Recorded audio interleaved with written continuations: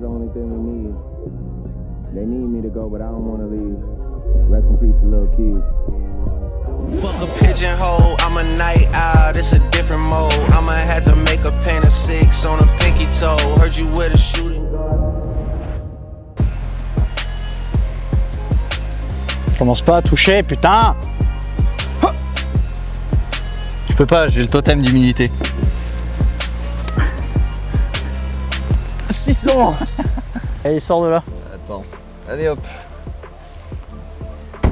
Si ça c'est pas de l'intro. Je te jure, on est dans turbo en fait. Ah ouais, mais turbo bis. Donc tu lèves tes Bon, fesses, on y non, va. je suis bien là, moi je suis bien. Non, aujourd'hui on tourne cette petite review pour Objectif Riviera, qui nous a prêté la FX30 que Juju va vous présenter. Ouais, exactement. Voilà, hop. Ah, Je l'ai fait un exactement. peu sauter, on m'excusera. Donc en fait, on est parti une semaine en road trip dans les Dolomites et dans les Alpes. On devait aller en Slovénie, on a eu quelques petites complications avec la police italienne due à mon permis de conduire. On rentrera pas dans les Voilà, détails. on va pas rentrer dans les détails.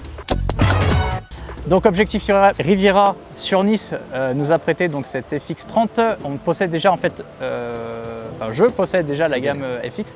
J'ai une FX3. J'ai un A7 IV qui est là, que je vais vous présenter aussi. Et on a le petit 7C de Manon petit qui 7C. est derrière, qu'on ne voit pas, comme ça, en qui gros, fait de la photo.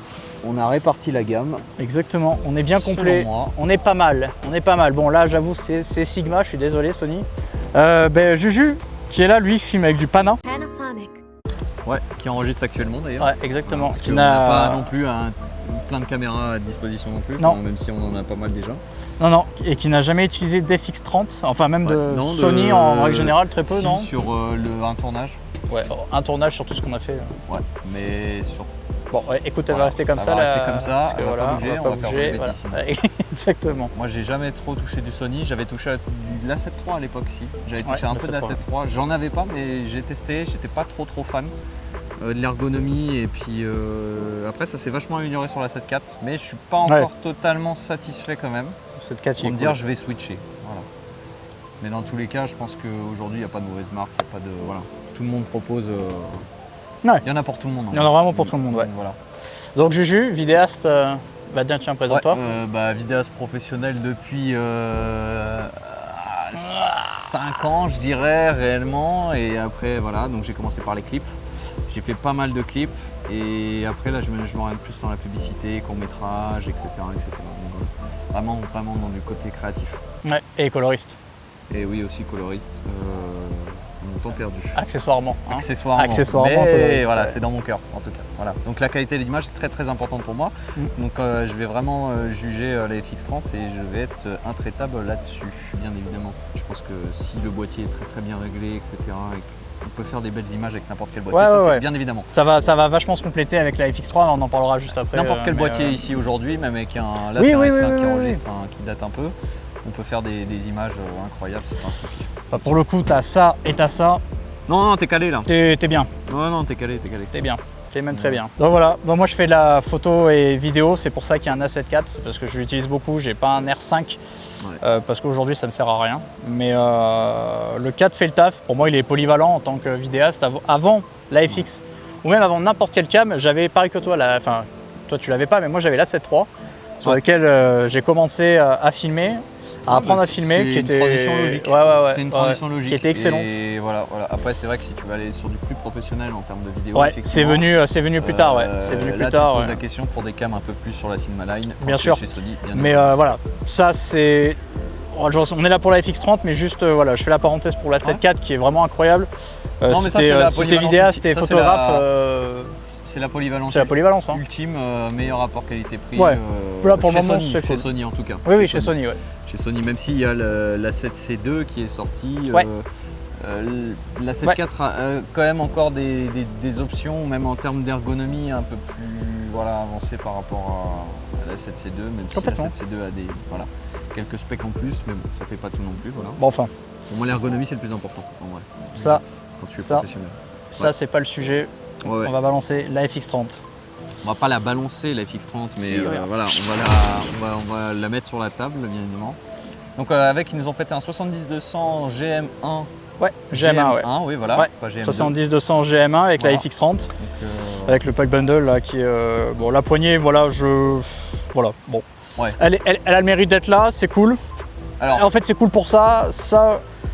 Personnellement, c'est connu, hein, il y a des petits problèmes Voilà. chez Sony au niveau des. Voilà, bon là vous ne le verrez pas forcément, mais Non. c'est un peu fragile, même si on a l'option. En fait, la tension y est, quoi. Voilà, pour ceux qui font beaucoup de vidéos et qui travaillent beaucoup en broadcast, audio, reportage, etc. C'est vraiment bien, c'est une option qu'ils ont rajoutée.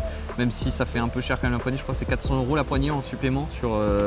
C'est le pack FX30, je crois on peut le trouver à 1900 € nu. Ou même un peu moins cher, ça dépend selon les promos, etc. Ouais, Et puis là, du coup, avec la poignée, je crois qu'on est à 2400, 2500. Je me souviens plus trop, mais je crois que c'est ces ordres de prix là. Bon, après, ça reste ultra abordable pour franchement ce qu'elle te propose. Non mais clairement, moi, si j'avais le. Elle t'envoie dans la gueule quand même. Franchement, elle est ouf. Ouais, elle est vraiment ouf. On a utilisé les deux, pas pour la publicité pour Grenadier. On a utilisé principalement la FX3, mais on a fait beaucoup de shots aussi avec la FX3, c'est pour différencier les deux déjà, quoi qu'il en soit, capteur plein format. APS-C, et capteur APS-C, APS-C de 26 millions de pixels. Voilà. Voilà. Donc, ça, déjà, la différence de prix aussi, bon, elle va se justifier par là et par sa plage dynamique. Après, tout le reste, c'est un peu similaire. Hein. Non, les specs sont les mêmes. Voilà. Il y a des contraintes supplémentaires, simplement comme ça. Ouais. L'ergonomie, tout est pareil. Ah ouais, tout est pareil. L'emplacement, les menus. Du coup, on va passer sur les petites specs de la FX30. Exactement, on va comparer les specs de la FX3 avec la FX30. Ok, ouais, parfait. Déjà, on est sur un capteur de 26 millions et quelques de pixels, je sais plus le chiffre exact, 26,2 il me semble. Ouais. Donc c'est le même capteur qu'il y a dans le A6700, qui est sorti déjà sur la FX30, donc c'est un tout nouveau capteur. Et qui surenchétillonne. Ah putain de merde. Surenchétillonne. Surenchantillonné à partir de la 7K. Un peu comme fait la 7.4. Donc en niveau netteté, on est pas mal. Même des fois un petit peu trop, mais on arrive à compenser ça. Donc c'est pas. Des fois, vaut mieux trop que pas assez, comme on dit. Complètement. Alors que sur celui-ci, on est sur un capteur de 12 mégapixels, donc presque on est sur comme la 7S3 en fait. On est sur du 4,2K je crois, voilà, c'est du 4K, donc c'est quasiment du natif parce que le 4K je crois que c'est 8 millions ou un truc comme ça, 8 ou 10. Donc voilà, c'est pour ça que lui d'ailleurs monte mieux en ISO que la FX30. Oui, la FX3 a une énorme montée. Bon, de toute façon, elle est connue et reconnue. Il y en a eu des reviews dessus. Voilà, mais c'est le même capteur que tu as dans la FX6, la 7S3, etc. C'est un capteur hyper connu chez Sony. La Galaxy. Voilà, je pense que ce capteur-là, il a plus rien à prouver. Ah, il n'a plus rien à prouver du tout. Celui-là, il est tout nouveau, donc on va voir un peu ça. Ça a utilisé les mêmes batteries, donc non. Pareil, même écran. L'écran d'ailleurs est beaucoup plus défini là-dessus. Je crois qu'on est à 2 184 000 points, il me semble.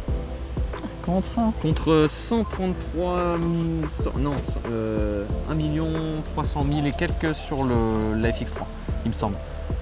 T'as révisé tes fiches dans le Grenadier? Non, même pas, je te jure que c'est toute tête, moi. Tu sais, bien, si je dis bien. des bêtises, n'hésitez pas à le marquer dans les commentaires, bien évidemment. Donc voilà. Après, pareil, un 4K 120 avec un léger crop de 1.5. Qui n'est pas son désavantage parce que franchement. Ça a été notre avantage sur ce tournage. Énormément même. Ouais. On vous mettra quelques images, vous verrez. Ouais. Un régal à filmer. Ensuite, 4K 50, 4K 25, 4K DCI, tout ça depuis les mises à jour, etc. Ça envoie, ça y est, il y a pareil que la FX3. Pareil que la FX3, donc il n'y a rien qui change là-dessus. Rolling shutter, le rolling shutter est beaucoup moins bien, il est équivalent à peu près que la 7.4, mais un peu plus rapide que la 7.4. Donc on a un petit entre-deux, voilà. Donc un petit entre-deux au niveau du rolling shutter. Double ISO natif 800 et 2500 contre 800 et 12800 pour la FX3 et 800 et 3200 donc voilà. Donc pour la 7.4 ça. Donc la 7.4 bien évidemment a une meilleure montée en ISO due à son capteur plein format, etc. Complètement. C'est pour ça que je reviens juste dessus en disant qu'il est ultra polyvalent. Oui, ça, c'est un peu l'entre-deux finalement. C'est ça, voilà, exactement. Bon, maintenant qu'il y a le 7C2, effectivement, il est meilleur. Mais ces ISO natifs sont valables uniquement en S-Log 3, S-Gumnet 3, que ce soit les M3, Ciné, etc. Voilà. Oui.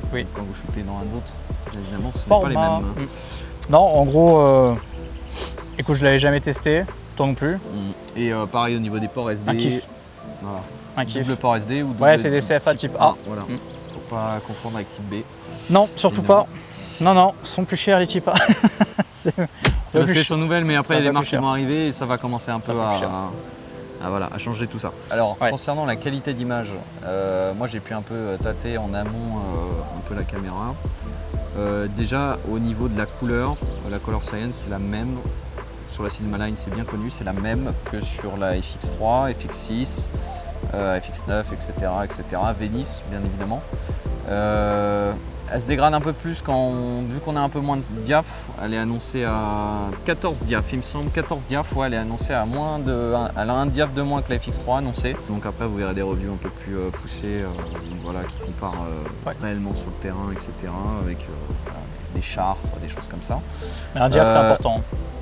Mais moi je trouve qu'elle se débrouille vraiment bien, même dans les basses lumières. Alors beaucoup disent qu'elle bruite un peu, etc. Moi je trouve que pas du tout. Moi je surexpose un tout petit peu, genre d'un diaph, toujours le S-Log 3, je trouve qu'il est beaucoup mieux dans tous les cas. Très sharp, très sharp, donc ça peut être une très très bonne cam aussi pour ceux qui font beaucoup de réseaux sociaux, créateurs de contenu. Vous aurez une image bien clean, bien nette, etc. Sachant que les réseaux sociaux, YouTube, etc. ils lissent un peu les images avec les compressions. En fait, ce qui va gêner, c'est du capteur APS-C. En fait, on l'oublie un petit peu, mais après, il a encore sa place ici, tu vois. Il a sa place. En 2024, il a sa place. Et ce qui a un avantage, d'ailleurs, moi avec mon S5 que j'utilise beaucoup, c'est le mode crop, comme sur la 7 IV, qui est un gros défaut, mais je suis content aussi dans le sens où, si vous avez par exemple, vous mettez votre 24 mm, etc. Ce petit crop d'un 5 en APS-C, des fois, il peut vraiment aussi vous sauver des plans, etc. Donc ça vous évite aussi des fois de changer d'objectif. Donc voilà, par exemple, là on a un 70-200, on se retrouve aussi avec un 100, je sais plus combien, si tu fais un 5 en plus. 70-200, tu vas te retrouver avec un 105. Je sais plus trop, il faudrait faire les calculs, mais ça pousse un peu plus. Et en plus, avec la 4K 120, on va pouvoir encore plus pousser les choses. Donc ça évitera de mettre un 200-600 qui est énorme par rapport à 70-200 pour avoir un équivalent avec les FX3 finalement. Là, il faudrait mettre le 200-600 sur les FX3 pour avoir un équivalent du 70-200 avec le mode APS-C plus le crop en 4K 120, etc. Sauf que c'est pas le même poids, tu vois. Exactement. C'est pas le même poids. Et les optiques, après, c'est même moins cher. Enfin, je veux dire. Non, et puis c'est la même monture. C'est tu mets tes optiques plein format, donc tu peux investir sur tes optiques plein format. Des fois, vaut mieux, par exemple, si vous avez 4 000 € de budget, etc., vaut mieux mettre 2 000 € dans la caméra et 2 000 € dans une optique. 4 000, il n'y a pas tout le monde déjà qui les a. Hein. Oui, mais si au total, au budget global. Parce que si tu achètes une FX3 avec un objectif à 500 balles, bien sûr. Tu mets ton GM2 avec une FX30, tu auras une meilleure image. Ah, mais c'est clair. Clairement. Ah, mais moi, personnellement, je démarre avec ça. C'est un choix intelligent. Je démarre avec ça. C'est un choix intelligent. Je démarre avec ça parce que tu peux tout faire. Et puis tu as une évolution dans la gamme. Tu as la FX6, tu as la FX3, tu as la Burano aussi qui vient de sortir. Ouais, bien sûr. Donc voilà, je pense que c'est un choix très intelligent. Non, tu as une sortie HDMI là. Voilà. Alors, on n'a pas dit aussi sur les sorties, on a une sortie HDMI, casque, micro-casque. Alors je sais pas si on la verra, mais voilà. Casque HDMI là, du micro-casque ici. En audio. Là, ça c'est USB-C, nickel. Et puis, le USB-C ici en bas. Ultra ravi de l'avoir, la FX30, parce que franchement, je la connaissais pas du tout. Non. Et puis toi, tu es un peu team plein format, donc le PC pour toi. Je l'ai un peu zappé. Je l'ai un peu zappé parce que quand j'ai commencé par la photo avant la vidéo. Je faisais pas forcément de la photo animalière ou quoi que ce soit, j'en avais pas besoin. Moi, ce que je voulais avoir, c'est vraiment plein format, tu vois. Ouais, un gros truc quoi. Voilà, exactement. Pour grosses baloches sur la tête, moi j'ai un plein format. Exactement. Et moi j'ai parlé de mon expérience en tant que Lumix user, on va dire. Panasonic. Par rapport à l'ergonomie surtout, parce que moi c'est vraiment le truc qui fait que je reste chez une marque. Pas forcément l'autofocus qui est aussi incroyable, qui est pareil que sur les FX3. Moi qui shoot souvent en manuel avec des optiques manuelles, etc., j'ai fait énormément confiance à l'autofocus et non, pour moi c'est oui effectivement c'est le meilleur autofocus du marché, même si Les autres marques rattrapent un peu, mais Sony a toujours une longueur d'avance là-dessus. Ça ne changera Ouais. pas avant longtemps, je pense. Ça c'est sûr. Ensuite, Ça dépanne beaucoup. Voilà, je parlais de l'ergonomie. Je me suis pas du tout perdu parce que aussi on a des raccourcis boutons white balance, ISO sur les caméras directement au-dessus. Pareil avec les boutons shutter, etc. Donc pas besoin d'aller trop fouiller Ouais. dans les menus quand on paramètre bien la caméra dès le début. Et Tout là, est très bien voilà. organisé par Là, rapport d'origine- à ça. Ah oui, mais Voilà, là d'origine, clairement. je n'ai pas touché du tout Non, dans les menus. J'ai laissé. Je te l'ai filé en 6 minutes, ça avait capté le truc. Ouais, non, j'avais. Ouais, c'est ultra simple. Hein. Ultra intuitif. Ouais, La ouais. Cinema Line en tout cas, c'est pour ça. J'ai Oui, encore un peu de mal avec ouais, la oui. gamme Alpha. Oui, oui, pour la gamme l'instant. cinéma. Mais sur la Cinema Line. Bah, ça et ça, très difficile. Enfin, c'est pas que c'est très difficile, mais il y a des menus, des sous-menus, des sous-menus. Ouais, voilà, il faut voilà, encore un c'est- peu harmoniser c'est- le tout. Moi, il est paramétré vraiment pour moi, donc c'est assez facile. Mais Ouais, si je il te le faut- donne toi directement, Non, je vais rater, tu vas avoir un peu de je vais mal. rater c'est normal, quelques ouais. secondes pour le shot, ouais, effectivement. Ouais, ouais, c'est Je normal. vais, Mais c'est normal, je vais c'est être un peu normal. la C'est Non, non. Même si j'aime bien, un peu comme sur les Pana, les molettes physiques directement, c'est vrai que c'est un truc, la limite qui me manque sur ces caméras-là, c'est des molettes, des boutons physiques, parce que là, par exemple, je peux paramétrer mon C1, C2, C3 directement sur le boîtier. Donc j'ai pas besoin, chez Sony il faut aller dans les modes, etc. Bon ça il faut les paramétrer, mais ça fait quand même une petite étape en plus et ça peut vraiment tout changer. Donc voilà. Ok. Il y a les oeufs derrière là-bas. là. Mais non, vraiment cool. Donc voilà. J'ai été ravi de l'avoir. Ouais. J'ai vraiment été ravi de l'avoir. Ça m'a permis de découvrir autre chose. Bien évidemment. Donc en chose, tout cas ouais. moi je la conseille pour ceux qui font souvent de la création de contenu sur les réseaux sociaux, des vidéos professionnelles, du corporate. En fait c'est une caméra à tout faire. Donc voilà. Pareil pour ceux qui veulent une cam B par rapport à la Oui. 7.4 ou la FX3 pour du mariage, de l'interview, du corpo, tous ces Bon, c'est une ces cam choses-là. mais de luxe hein, quand même d'avoir ça. Hein. C'est Oui, c'est un du petit level. budget. Ouais, c'est un ouais, petit ouais, c'est un budget, petit mais budget, c'est une mais c'est c'est un incroyable. bon choix, je trouve que c'est un bon entre-deux et c'est une caméra oui, effectivement, qui a sa place sur le marché, contrairement à ce que beaucoup disent aussi, évidemment. Oui, Voilà, oui, il n'y a elle pas a que sa le place. plein format, évidemment. Non. Donc voilà. Donc, Non, et je l'ai découvert là, tu vois, sur cette semaine de tournage. et même pour l'animalier, par exemple, quand je Ah bah shootais, non, les évidemment. chevaux, Alors là, qui l'animalier, étaient, incroyable. Là, c'est. Bah, pour moi, cette c'est- caméra d'ailleurs, est c'est pour faite ça que pour les du photographes. documentaire, surtout pour du documentaire. exactement. Je trouve qu'elle est beaucoup plus polyvalente en documentaire, malgré sa montée en ISO par rapport à la FX3. Elle est beaucoup plus polyvalente dans le sens où je pense qu'un caméraman qui part en documentaire préfère avoir un truc plus compact, plus polyvalent, que ce soit avec les objectifs, voilà, que du plein format qui reste quand même assez gros. Bah que ça. Voilà, du 200-600 dans le sac à dos, ça pèse un poids. Donc voilà. On s'est beaucoup servi de celui-là et de la FX30 d'ailleurs aussi pour du. La FX30 making peut of, faire des photos. La FX30 peut faire des photos de 26 oui. millions de pixels. C'est comme si vous avez un A6700, c'est pas un souci. Mais bon, elle aura des. Elle shoot qu'en single, je crois, elle peut pas shooter en rafale. Non. Et Mais donc c'est un c'est peu pas- embêtant, mais ça dépanne. Oh. Si vous faites 90% de vidéos et 10% de photos, ça suffira largement. C'est ça. Euh, C'est ça, parce que souvent d'ailleurs dans les contrats, on nous demande, tu sais, tiens, par Ouais, exemple un quelques truc photos. restaurant, on peut faire quelques photos de plats, etc. Bon, bah tu vas pas rafaler en plat, tu vois. non, voilà. non, mais Donc, ça fait suffira le taf. largement. Ouais, Ça voilà. fera largement le taf. Ah ouais. Petit aparté, en Yes. termes de son, parce que tu m'as fait découvrir il y a Ouais. 2 petits mois. Holyland, Holyland, moi j'étais parti sur du DJI ou du Rode, je cherchais des micro-cravates. Ça n'a rien à voir avec FX30, hein, mais rien à voir. je cherchais absolument, bah d'ailleurs c'était pour la prise de le nôtre, des micro-cravates un peu plus récentes que ce que j'avais, parce que j'avais vraiment un micro-canon qui n'était pas incroyable non plus. Bon bah on évolue hein, comme tout le monde doucement. Et j'en ai parlé à Juju et il m'a dit mec, Oh, j'ai vu un truc là. Holyland. Ah ouais. Mais bon incroyable. Voilà, c'était juste une parenthèse parce que franchement c'est un kiff. Non. Juste, Non. j'aime bien le bruit là. Donc voilà. Voilà, c'était la Je petite, pense petite que- parenthèse. On va conclure sur la FX30. On va y conclure sur la FX30. Qu'est-ce que t'en as pensé en toute globalité? Si tu me dis, allez, bonne cam. tu sais quoi? 3 points forts. 3 points forts. Ergonomie, autofocus bien évidemment, même si je pense que ça sert à rien de dire ça. Non, tu viens de Pana. Panasonic. Pardon, Pana. Laisse-moi avec mes optiques manuelles, elles sont très très bien. Autofocus, enfin ergonomie avant tout, je dirais qualité d'image. Et puis une petite dernière, bah, la monture bien évidemment, c'est un gros point fort parce qu'il y a énormément d'objectifs.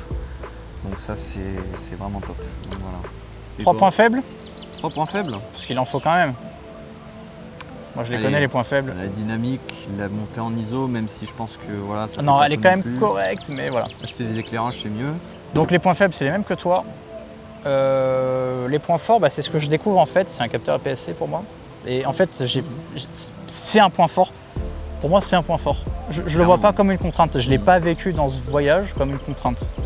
Bah, c'est simple, on avait le choix, on avait toujours sur nous une cam qui coûte 4000 €, 4200 € et une cam qui coûte 2000 €. Ouais, 2000 €. 2000 €, bon, sans la poignée, etc. Et je me suis surpris souvent à dire ah non, ce plan-là, il sera plus adapté à la FX30 dû à son capteur APS-C. Parce que pour moi, il était impossible à faire avec la FX3 si évidemment vous n'avez pas les optiques, etc. Moi, je vous parle surtout sur la longueur focale, bien sûr, etc. Ouais. Donc voilà. Et puis encore une fois, merci Objectif Riviera de nous avoir filé ça. Parce que ça a super bien complété le voyage pour le coup. Évidemment. C'était pour faire la mouche. Kiki, viens, tu vas conclure toi avec ça. Non. Viens, là, On a regarde, parlé de regarde. toi en plus. Regarde, tiens, Ah, tu viens, peux la viens, prendre dans la main. Je la prends dans les mains. Voilà, prends dans la Voilà. main. Est-ce que tu veux que je te donne mon micro? Allez, pourquoi pas. Je te donne rapidement mon micro. Regarde, regarde. D'ailleurs, on comme va c'est montrer rapide, les hein. Holy Land. Là, C'est ça. rapide, regarde, en 2 secondes. Hop. Hop là, hop, et hop. Et tac. Voilà, finito. Parfait. Pas besoin de plus. Non mais ça tient, c'est Ouais, bon. alors attends. Voilà, Voilà. juste remonte Voilà. ta. Tiens, voilà, hop, on est Et pas voilà. à Miami Beach là. Génial. Est-ce que c'est bien? Oui, bah oui, parfait. Alors qu'est-ce que je pourrais dire de cette caméra? À part que du bon finalement. Parce que Non. moi. Il connaît pas, il connaît Non, pas. je connais pas en vrai. Il connaît pas. En fait, en tant que débutant, surtout, quand je te la filais, je te faisais des pré-réglages, mais je te disais à peu près, voilà, reste exposé à tel truc. Ouais. T'arrivais facilement à trouver un peu tes repères surtout. Bah franchement, tout est assez intuitif. En vrai, t'as les shutters qui sont là, les ISO. Juste à peu près, T'as toutes les molettes qu'il faut finalement. Tout est vraiment à disposition et assez rapidement. Donc au final, pour moi Sachant qui que, débute, ouais, il connaît pas du tout. je connais pas du non, tout. zéro. J'ai appris le triangle d'exposition. Il C'était y a, quand il y a quand? Il y a une 2 semaine. semaines. Il y a même pas une Même semaine. pas une Il dit, ouais, semaine, je vais non. m'intéresser un peu à la vidéo. Vraiment et tout. et franchement très intuitif. Voilà. Que dire de plus? Et qu'est-ce que tu t'en l'apprécies. penses aussi un peu de la J'apprécie. poignée? Qu'est-ce que t'en penses un peu de la poignée d'ailleurs? Parce Cette que nous, poignée, on a là. bien travaillé. Alors toi, ça a été le poignet, J'ai la poignée de la kiffé. semaine. Franchement, j'ai Tu kiffé vois, ça. regardez vraiment. comme quoi Il a le surprend sourire. pas tout le monde. J'ai le sourire là, ça se voit. Non, en vrai, cette poignée-là, bah, franchement, en plus, le maintien au niveau de la caméra, même pour avoir à la transporter ou même pour diriger quand tu veux faire des plans en panne, du coup, c'est vraiment hyper. Bah, ça sert à quelque chose, quoi. Je sais pas comment dire. Hyper cool quoi. Hyper cool, on va ouais, dire enfin, hyper c'est cool, hein, vas-y. Hyper cool. C'est trop bien. Alors nous, ce franchement. qu'on avait Vraiment ton reproché ressenti, effectivement, quoi. c'était Et le côté plastique, mais, le côté plastique un peu, parce que cette poignée-là, je te le dis, elle est à 400 €. D'accord. Donc ça fait quand même un petit peu. Oui, d'accord, ok. Voilà. Et ça a été une très très bonne expérience de shooter avec du Sony. Et oui, la 7 IV bien évidemment, mais ça a été une très très bonne expérience avec Sony. Et je me suis régalé quand même à tourner. Je me suis, oui, c'est ce que j'ai dit, je me suis. Voilà. Me suis régalé. Voilà. Je me suis quand même assez régalé à tourner avec ça, donc voilà. À refaire. Surtout pour le ralenti, hein, Ouais. très très bon. Ouais.